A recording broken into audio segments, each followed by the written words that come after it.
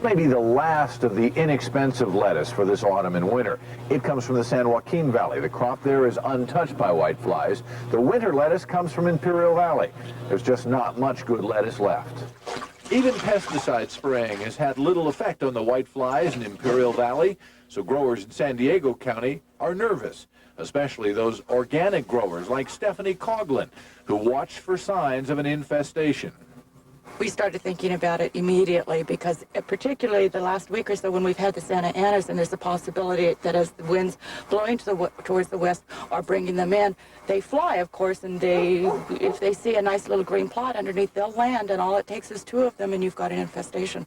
Stephanie's fields are filled with exotic European lettuce, cauliflower, and broccoli, the kind of crops the new strain of whitefly seem to prefer. And they also have an ability about them to ingest or to suck the juices out of the leaves of the plant 4 to 5 times greater than an ordinary whitefly does. The new whitefly has local farmers on edge. Stephanie spends a lot of her time these days turning over leaves and watching the sky for swarms that have done so much damage in the Imperial Valley. Small farmers are understandably more vulnerable. They can lose everything if the infestation arrives. They're charred. As to the percentage of farmers that are organic, it's very small. And we need to spend more money into re-educating the farmers, re-educating the Department of Agriculture. If you tell a farmer, like with the Big Green Initiative, you can't use these chemicals, and then walk away, he's going to rebel because he only knows how to use the chemicals.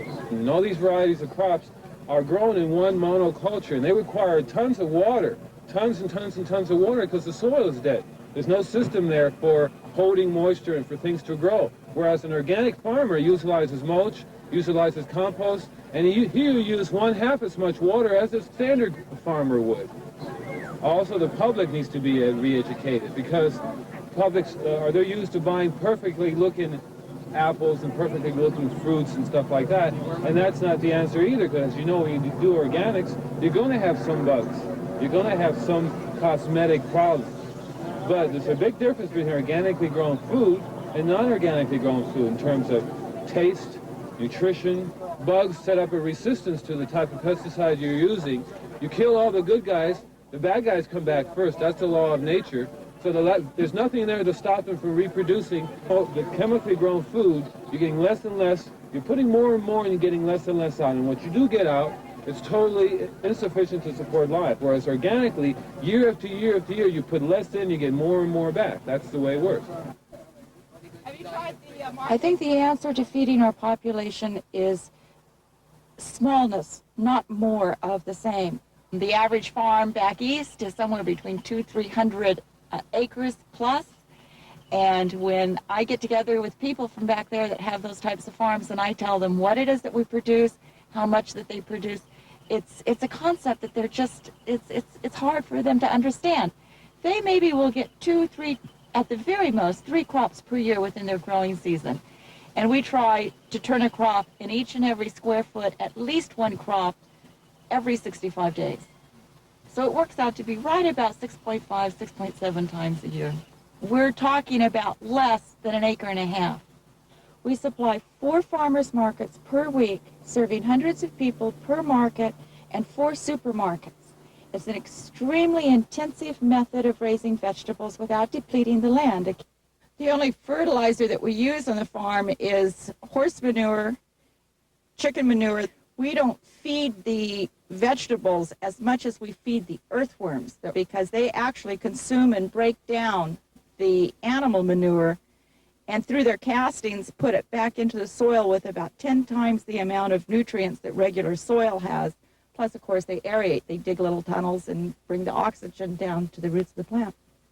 From about November to March, the soil temperature drops and you have less sunlight, which is why we do the hoops and then the plastic over it. The evaporation is less, the soil temperature itself heats up as well as the air temperature, and you're actually tricking the plant into thinking that it's prime growing season.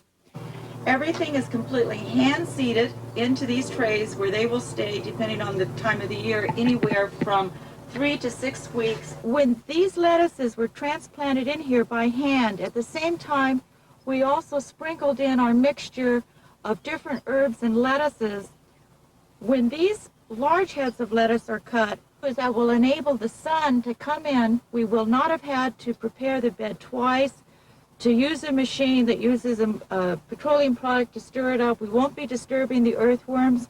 We'll come along, we'll put in a top layer of compost, and in one bed we will have had a double crop within a period of about 9 weeks.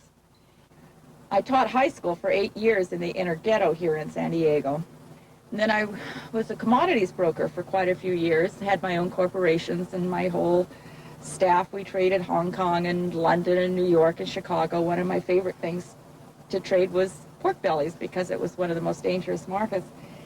But the lifestyle, the stress, the consumption, the expensive cars, clothes, I just felt that I was becoming part of the problem of the earth instead of part of the solution to what's wrong with our environment. And I just made a commitment, as did Richard, that we were going to do something that could contribute back to the earth and the betterment of people, and do it on a scale that we could handle ourselves without becoming big. And I think we've come a long, long ways in the last 4 years. Richard Estudillo and I go to the farmers market in Santa Monica as well as the ones down here in San Diego. From a business point of view, trying to make a place like this work, here we are on the verge of a recession, as they tell us, to all of the technology, the different varieties, the handling of labor, all of the different aspects of it are each and every one are a challenge. And to this day, it's still a thrill to me to see a little seed come up and to bring a head of lettuce to the point where it's, you know, big and beautiful, and I know it's perfect and it's going to make somebody happy because it's so different and tastes so good. That's the pleasure of the farming.